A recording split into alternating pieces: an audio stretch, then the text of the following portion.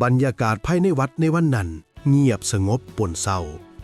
งานศพของแม่ทิดจันทร์เป็นงานเล็กๆเรียบง่ายปราศจากพิธีรีตองผู้คนที่มาช่วยงานล้วนเป็นชาวบ้านในหมู่บ้านเดียวกันต่างคนต่างช่วยกันตามกำลังและน้ำใจทิดจันทร์เหลือแม่เพียงคนเดียวในชีวิตส่วนพ่อจากไปตั้งแต่เขายังเยาว์วัยนับจากวันนี้เป็นต้นไปเขาจึงต้องใช้ชีวิตเพียงลำพังอยู่กับบ้านใหม่หลังเก่าที่เต็มไปด้วยความทรงจำอย่างน้อยโชคชะตากันยังเมตตาทิ้งที่หน้าแปลงเล็กๆซึ่งแม่เคยดูแลไว้ให้เป็นเสมือนมรดกแห่งชีวิตให้เขาได้ทำมาหากินและยึดเหนี่ยวหัวใจต่อไปในหมู่บ้านเดียวกันนั้นมีชายหนุ่มชื่อสมพงษ์เพิ่งเรียนจบจากกรุงเทพและตัดสินใจกลับมาอยู่บ้านเพื่อเตรียมตัวสอบแข่งขันบรรจุเข้ารับราชการในตัวจังหวัดช่วงเวลานี้เขาต้องการสถานที่เงียบสงบสำหรับอ่านหนังสือและทบทวนตำรา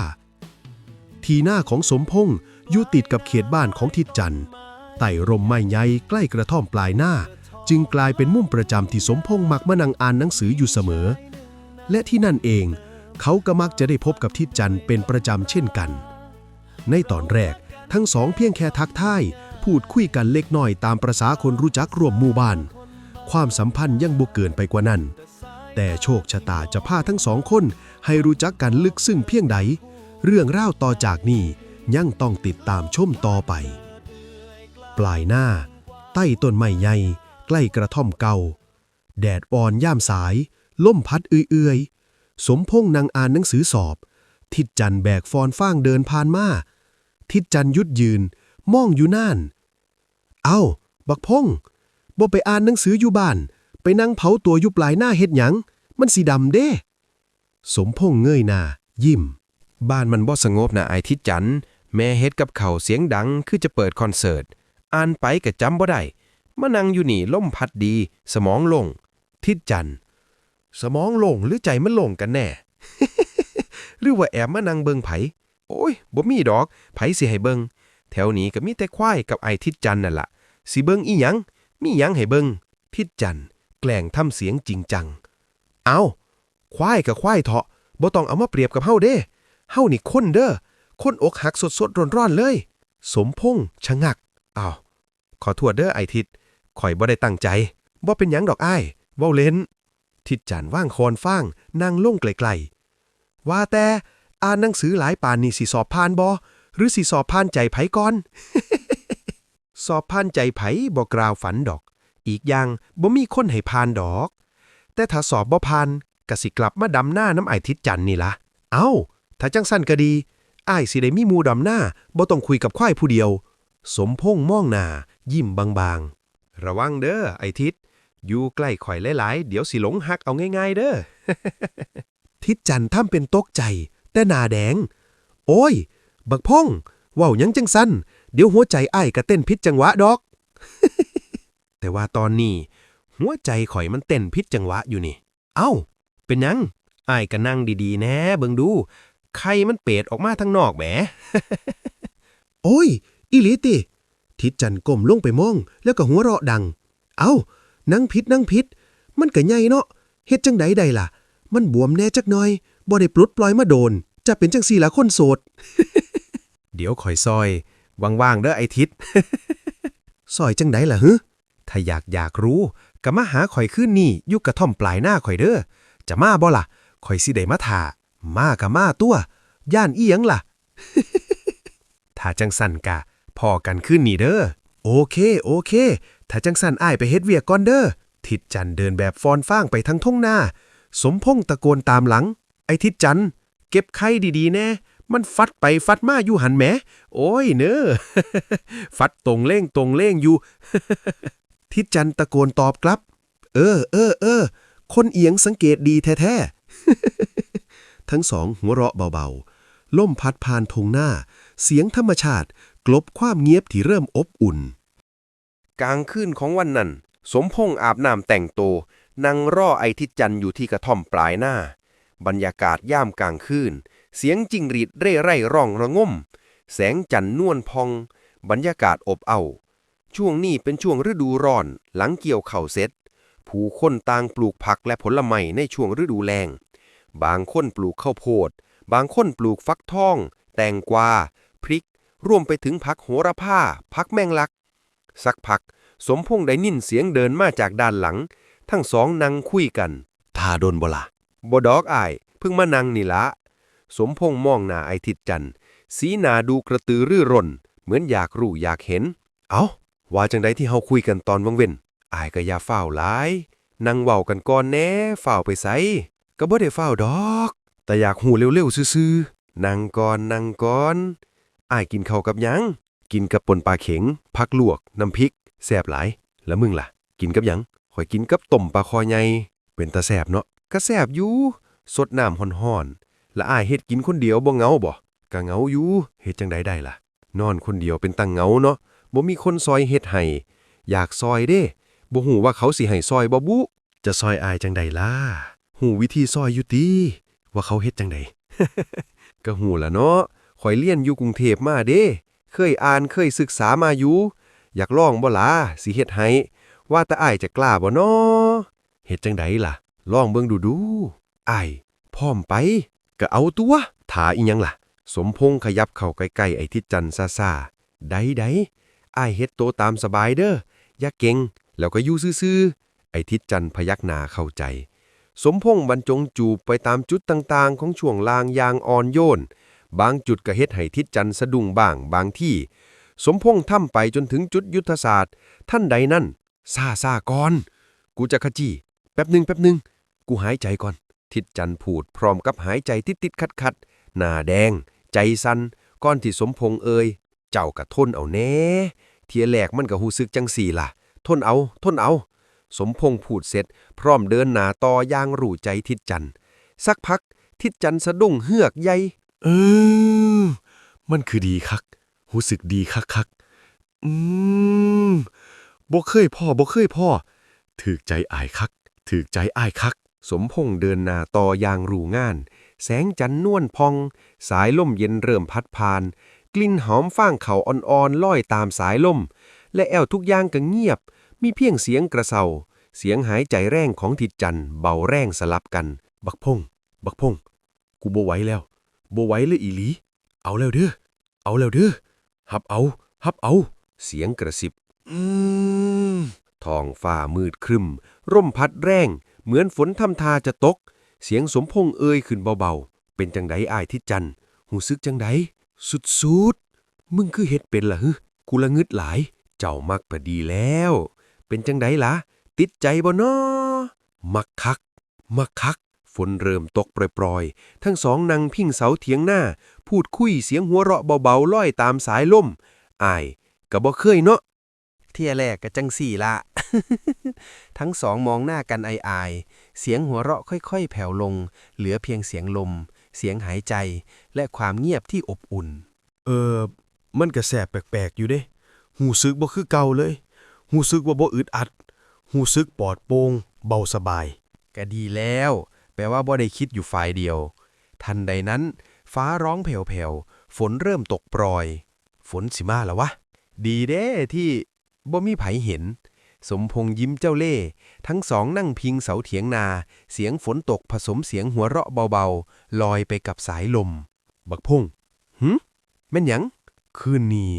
กูบ่ลืมเด้อมักคักมีแห้งขอบใจหลายๆเด้อข่อยก็คือกันไอ้ทิศบ่เคยพ้อคนอีหยังบักใหญ่ข่อยมักแล้ว หลังจากนั้นทั้งสองแยกย้ายกันเดินกลับบ้านเหลือเพียงแสงจันทร์ที่ถูกเมฆบังเสียงฝนและเถียงนาที่เงียบสงบเช้าวันรุ่งขึ้นใต้ต้นไม้ใหญ่ปลายนาแดดอ่อนยามเช้าส่องลอดกิ่งไม้ลมพัดเอื่อยๆกลิ่นดินชื้นหลังฝนเมื่อคืนยังอบอวลอยู่สมพงษ์นั่งอ่านหนังสือสอบอยู่ที่เดิมแต่วันนี้อ่านกี่หน้าก็ไม่เข้าหัวสายตาลอยใจลอยยิ้มคนเดียวเป็นระยะเสียงฝีเท้าดังใกล้เข้ามา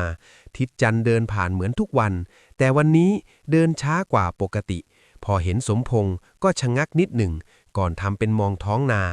ทิดจันทร์ทำเสียงธรรมดาแต่ไม่กล้ามองหน้ามาแต่เศร้าแท้น้อมาอ่านหนังสือคือเก้าน่ะละทั้งสองเงียบต่างคนต่างไม่สบตา หนังสือมันคือหนาคือเก่าแท้ อ่านตั้งโดนยังบ่ลดลงเลย มื้อนี้อ่านบ่ฮู้เรื่องปานใดบ่ฮู้ว่าเป็นอีหยังคิดฮอดอีหยังก็บ่ฮู้สมพงษ์พูดพร้อมกับจ้องไปที่จุดนั้น หันมามองแวบหนึ่งแล้วรีบหันหนีหรือว่ามื้อเช้านี้มันยังมึนๆอยู่มื้อคืนนี้น้ำหลายคักโพดน้ำท่วมทงหน้าเลยบ่ สมพงษ์ยิ้มเขินกะหลายอยู่ไอ้ทิศจันทำหน้าทะเลนแล้วแซวทันทีอ๋อมึนเพราะว่าฝนมื้อคืนนี้บ่ตกแห้งอยู่เด้เทึงลมเทึงฝนจนต้นไม้โยกไปโยกมาน้ำลม สมพงษ์หน้าแดงฝนกะตกปกตินั่นล่ะ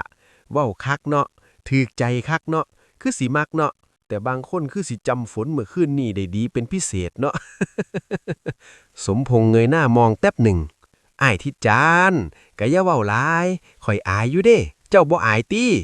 บ่ได้เว้าหยังดอก แค่เห็นมึงยิ้มตั้งแต่เช้ากูก็ดีใจแล้วลัก สมพงษ์เผยยิ้มกว้าง รีบเอาหนังสือบังหน้า อ่านหนังสืออยู่เด้ อ่านหรือคิดหยังอยู่น้อบอกแน่คิดว่ามื้อเช้านี้ อากาศมันดีหลังฝนตก น่าสิมีเห็ดออกว่าสิไปหาเห็ด โอ้ย อากาศดีหรือใจดีกันแน่ ฝนฮ้อก็ตก เห็ดหยังมันบ่ทันได้ออกดอก กินเห็ดอันอื่นไปก่อน ทั้งสองหัวเราะแต่ยังไม่กล้ามองตากันตรงๆ ทำเสียงกระซิบกวนๆเมื่อคืนมึงรับสบายดีบ่ล่ะรับสบายรับปกติ ถามมาแซวหลายๆเทื่อเที่ยต่อไปจะกัดให้ขาดเด้ อย่ากัด สงสารมันเถาะ มันแห้งดำน่าสงสาร มันบ่มีหมู่มันเหงา อ้ายทิดจานมื้อนี้คือเว้าหลายแท้บ่ไปเฮ็ดงานติทิดจันยิ้มเจ้าเล่ห์ก็มันอารมณ์ดีเนาะจะไปอยู่พูดเบาๆเงียบไปครู่หนึ่งลมพัดใบไม้ไหวสมพงษ์อ้ายทิดหึแม่นหยังมื้อนี้มาอ่านนำกันบ่ทิดจันยิ้มเขินแต่หูแดงถ้าอ่านบ่ฮู้เรื่องก็อย่ามาโทษเด้อบ่โทษดอกแค่มีคนมานั่งไกลๆก็พอแล้วทิดจันยิ้มกว้างเดินมานั่งใต้ต้นไม้เดียวกันนั่งก็นั่งดีๆแน่เบิ่งดูออกข้างออกขวาข่อยบ่มีสมาธิกับเจ้านี่ล่ะทิดจันหัวเราะเบาๆสองคนมองหน้ากันแล้วยิ้มหนึ่งหนังสือหนึ่งรอยยิ้มและความรู้สึกที่ชัดขึ้นทุกเช้าเห็นก็เอาไปบ่ได้ดอกอ้ายฮู้อยู่ดอกว่ามักเห็นบ่เศร้าบ่เมื่อย จะเอาอีกบ่ล่ะอ้ายมีให้อีกอยู่เด้บ่แม่นติดใจแล้วบ่น้อกะสิแม่นตัวมันก็คงสิเป็นจังสั่นล่ะบ่ของดีเขาบ่ปล่อยหลายเที่ยดอกดนเที่ยดีแล้วเดี๋ยวอ้ายเบื่อก่อนแบบนี้ดีแล้วอ้ายทิดจันจังสิติดใจบ่ช่วงนี้น้ำมันกำลังล้นทงหน้าหลายอ้ายต้องปล่อยน้ำออกตัวถ้าจังใดอ้ายสิไปหามื้อแลงเด้อเดี๋ยวอ้ายไปเฮ็ดเวียกก่อนได้ค่อยพ้อกันครับอ้ายทิดจันทั้งสองแยกย้ายกันทิดจันเดินไปทำงานที่ทุ่งนาของตัวเองส่วนสมพงษ์นั่งอ่านหนังสือต่อจนถึงเย็น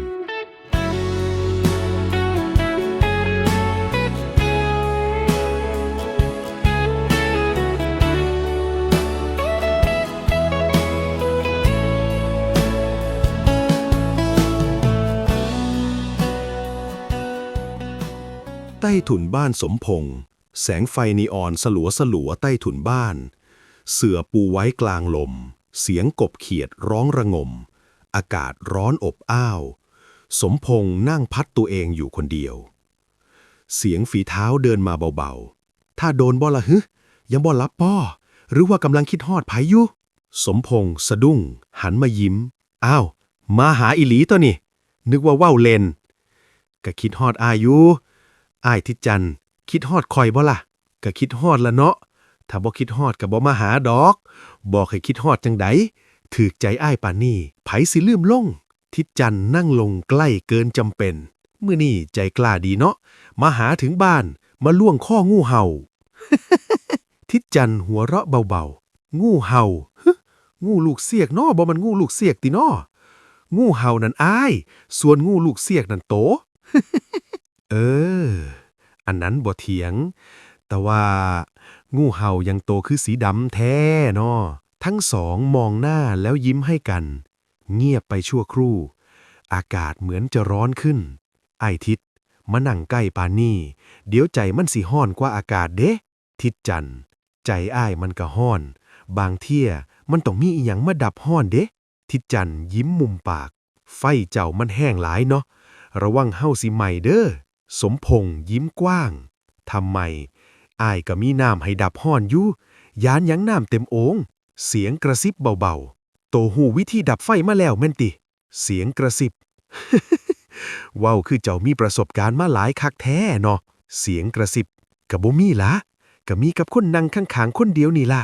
แต่ตอนนี้อ้ายอยากตั้งใจสิเฮียนฮู้ใหม่กับเจ้านี่ล่ะพร้อมเฮียนฮู้ไปนำกันบ่ล่ะโอ้ยเว้าคำใหญ่คำโตคือสิไปสอบราชการแทนข่อยเนาะก็เอาตัวก็อยากอยู่เด้ล่ะสมพงษ์พูดพร้อมยิ้มบางๆเอ้าเป็นว่าเจ้าตกลงแล้วเด้อบ่ให้ผู้ใดฮู้เฮาฮู้กัน2 คนพ่อตอนนี้อ้ายถือว่าสอบผ่านใจโตไปทิดจันทร์พูดพร้อมกับส่งสายตาหวานทำให้สมพงษ์เขินหันหน้าหนีอ้ายทิดจันทร์นี่เว้าคือจังจีบคอยนี่ล่ะแค่นี้คอยก็หลงเจ้าแล้วอ้ายดีใจเด้อที่เจ้ามักอนาคตสิเป็นจังใดก็สร้างหัวมันแต่ว่าตอนนี้เฮามีความสุขกับพ่อแค่ให้ฮู้ว่าคอยบ่ได้มาเล่นๆสายลมพัดเฉยเย็นสบายยามค่ำคืนแสงจันทร์ส่องใบไม้พลิ้วไหวตามแรงลมกลิ่นดอกไม้ป่ากับกลิ่นทุ่งนาผสมกันลอยมาตามสายลมมื้อนี้เว้าจริงจังคักแท้กะกลางคืนมันพาให้ใจมันเว้าความจริงมื้ออื่นข่อยอาจบ่กล้าตัวนี้ถ้าเว้าความจริงอ้ายอยากได้หยังจากข่อยทิดจันทร์ยิ้มเจ้าเล่ห์ก็อยากได้หลายอย่างอยู่เด้แต่เริ่มจากได้นั่งนำกันแบบนี้ก่อนก็พอใจแล้วแค่นั่งบ่เอาอย่างอื่นแน่บ่ทิดจันทร์หัวเราะเบาๆ เอาไว้ถามมื้ออื่นมื้อนี้แค่นี้ก็เฮ็ดให้คนบางคนยิ้มบ่หุบแล้วไอ้ทิดจันทร์เจ้านี่มันหลายเงียบแท้ๆก็ต้องเงียบๆแน่ถ้าดังหลายเดี๋ยวคนทั้งบ้านเขาสิฮู้ว่าใต้ถุนหลังนี่มันมีความสุขซ่อนอยู่ทั้งสองซบตากันแวบหนึ่งก่อนหัวเราะพร้อมกันไอ้ทิดมื้อนี่อยู่น้ำกันจักหน่อยแน่ข่อยบ่ทันอยากนอนเอามาให้บีบเล่นแน่พูดพร้อมกับยิ้มเล่นๆเว้าอีหลีบ่นี่ก็จับเล่นทะแม่บ่ต้องขอทิดจันทร์พูดพร้อมกับทำตาลูกว้าว ข่อยเว้าเล่นมื้ออื่นพงขอแม่บอกว่าสิไปนอนอ่านหนังสืออยู่บ้านไอ้ทิดจันทร์แล้วก็สินอนข้างอยู่พุ่นเลยได้บ่ล่ะเฮาสิได้คุยกันมืดคืนเลยพงก็สิได้อ่านหนังสือไปนำหั่นตัวก็ได้มื้ออื่นข่อยไปนอนนำเด้อจะไปกินข้าวแลงนำได้โอ้ยอ้ายดีใจหลายจังซั่นคืนนี้พงนอนสามื้ออื่นย่ามมื้อแลงพ่อกันจังซั่นอ้ายกลับก่อนเด้อได้ครับไอ้ทิดจันทร์เดินลับหายไปในความมืดคืนนี้คงเป็นคืนที่ทั้ง2 คนคงนอนหลับฝันดีฝันถึงพรุ่งนี้บรรยากาศเย็นสดชื่นยามดึกใต้ถุนบ้านเงียบสงบแต่หัวใจของทั้ง2 คนไม่เงียบเลยสมพงษ์สะพายกระเป๋าหนังสือเดินเข้ามาบ้านใหม่หลังเก่าของทิดจันทร์มีเพียงแสงตะเกียงสลัวและเสียงลมพัดผ่านทงนาอ้ายทิดจันทร์โน่นละไปทิดจันทร์เปิดประตูก่อนจะเอ่ยเบาๆออกมาบอ้ายนึกว่าตัวสิบ่มาแล้วบ่ได้เว้าเล่นตัวนี่ถ้าขี่ตัวเว้าข่อยบ่เอาหนังสือมาดอกสมพงษ์ยิ้มกวนถ้าข่อยบ่ได้ตั้งใจให้อ่านก็สิเฮ็ดแนวอื่นล่ะอ้ายตั้งใจให้อ่านอยู่เด้แต่ถ้าอ่านบ่เข้าหัวก็บ่โทษกันสมพงษ์ยิ้มเจ้าเล่ห์เว้าจังซี่ใจมันสั่นแต่หัวค่ำเลยเด้นี่สมพงษ์พูดพร้อมหน้าแดงทั้งสองนั่งพิงกันอ่านหนังสือได้บ่นานเสียงพลิกหน้ากระดาษค่อยๆหายไปบักพงษ์ทิดจันทร์ถ้ามือนึงเจ้าได้ไปไกลอย่าลืมเฮือนใหม่หลังนี้เด้อบ่ลืมดอกเพราะคนอยู่นี่เขาอยู่ในใจคอยแล้วความเงียบเขาครอบงำแต่เต็มไปด้วยความหมายทั้งสองขยับเข้าใกล้กันโดยบ่รู้ตัวความเงียบบ่แม่นความอึดอัดแต่กลับเต็มไปด้วยความเข้าใจคืนนี้นอนนำกันบ่ทิดจันทร์อ้ายแน่ใจบ่ล่ะแน่ใจแล้วก็อยากจำความรู้สึกมื้อนี้ไว้ตะเกียงยังส่องแสงอุ่นเสียงลมพัดผ่านฝาใหม่บทสนทนาค่อยๆเบาลงเหลือเพียงความใกล้ชิดที่บ่ต้องใช้คำเว้าท้องฟ้ายามคืนดาวนิ่งเงียบและอบอุ่นทั้งสองได้เรียนรู้หัวใจของกันและกัน เป็นความผูกพันที่ลึกซึ้ง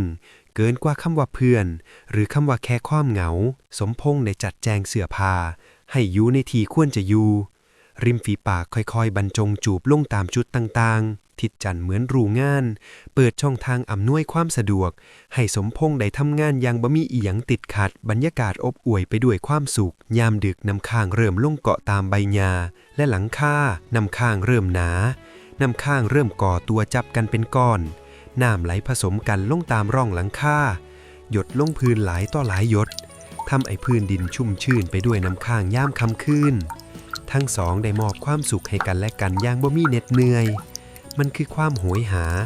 ความลับที่อยากจะเปิดเผยถึงความรู้สึกก่อนฟ้าสางทั้งสองให้คำสัญญาต่อกันว่าจะเก็บเรื่องเล่าทั้งหมดไว้เป็นความลับจะรักกันในแบบของตนเองบ่ต้องเปิดเผยบ่ต้องอธิบายให้ใครเข้าใจเพียงแค่มีอีกคนอยู่ข้างๆกับเพียงพ่อแล้วบ่นานหลังจากนั้นเช้ามืดสมพงษ์ยังคงหลับอยู่บนหน้าอกของทิดจันทร์ตื่นยังบ่ทันเศร้าเลยมีหยังอ้ายบ่ได้ปลุกให้อ่านหนังสือดอกแต่อยากบอกว่าขออีกได้บ่อ๋อนึกว่าสิว่าอีหยังได้อ้ายหิวติแม่นคักหิวหลายหลังจากนั้นทุกอย่างก็เป็นไปตามเดิมความสุขบ่มีวันจบท้องฟ้าเริ่มทอแสงสีทองนกห้องเจี้ยวจ้าวบินไปมาเสียงไก่ขันเป็นบางช่วงผสมกับเสียงหายใจหอบของไอ้ทิดจันทร์ดังเป็นระยะในบ้านใหม่หลังเก่าบรรยากาศย่ามเช้าเย็นสบายเสียงในห้องเงียบลงเสียงพูดแผ่วเบาดังขึ้นเมื่อคืนอายมีความสุขหลายคักแล้วก็มาซ้ำเศร้าอีกมักคักมีความสุขที่สุดข่อยก็คือกันเรื่องของเฮาเก็บไว้2 คนเด้อข่อยสัญญาทั้งสองยิ้มให้กันย่างเข้าใจวันสอบตัวจังหวัดก่อนขึ้นรถสมพงษ์เดินทางเข้าไปในตัวจังหวัดเพื่อสอบคัดเลือกเข้ารับราชการในปีนั้นหน่วยงานหลายแห่งเปิดรับเจ้าหน้าที่เพื่อพัฒนาสังคมและช่วยเหลือชุมชนสมพงษ์ตั้งใจสอบอย่างเต็มที่ไปดีมาดีเด้ออายข้าราชการในอนาคตถ้าคอยสอบติดสิกลับมาหาอายก่อนไผบ่ต้องประกาศให้ไผรู้แค่กลับมานั่งคุยไต่ต้นไม้คือเก่ากับพ่อแล้วบ่เปลี่ยนใจดอกหลายเดือนต่อมาและในที่สุดเขาก็สอบผ่านเขาได้รับการบรรจุเข้ารับราชการทำหน้าที่เป็นเจ้าหน้าที่ผู้ทำงานใกล้ชิดกับประชาชนดูแลช่วยเหลือและพัฒนาสังคมในท้องถิ่นเป็นงานที่เขาภาคภูมิใจและเป็นเส้นทางชีวิตที่เขาเลือกด้วยหัวใจแม่หน้าที่การงานจะพาเขาออกไปไกลจากทงหน้าแต่หัวใจของสมพงษ์ยังบ่เคยห่างจากบ้านใหม่หลังเก่า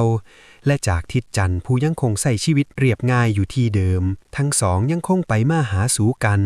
แบ่งปันความสุขความเหน็ดเหนื่อยและกำลังใจให้กันเสมอความรักของพวกเขาบ่จำเป็นต้องมีใครรู้ถึง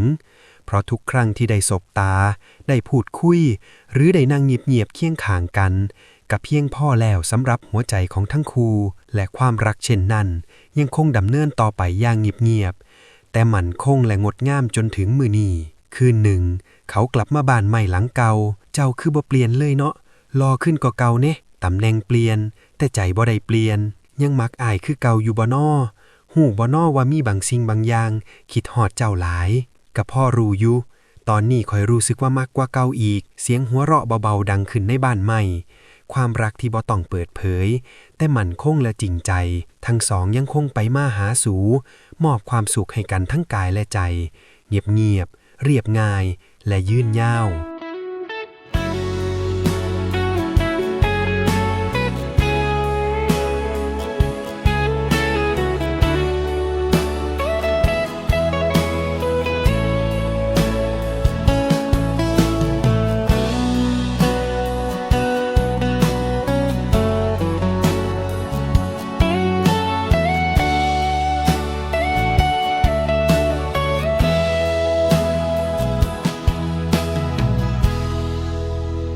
งานศพแม่วันนั้นวัดเงียบงันปนเศร้าเหลือแค่เงาเหือนเก่ากับหัวใจที่อ้างว้างหน้าแปลงน้อยของแม่คือแรงใจสุดท้ายให้ลูกชายคนนี้ยังยืนอยู่บนทาง ลายนาใต้ต้นไม้ใหญ่ไกลกระท่อมหลังเดิมมีชายหนึ่งนั่งเติมความฝันด้วยตำรา เราทักกันแค่คำง่าย ตามประสาคนบ้านนาแต่สายตาที่มองมา มันบอกเกินคำพูดใด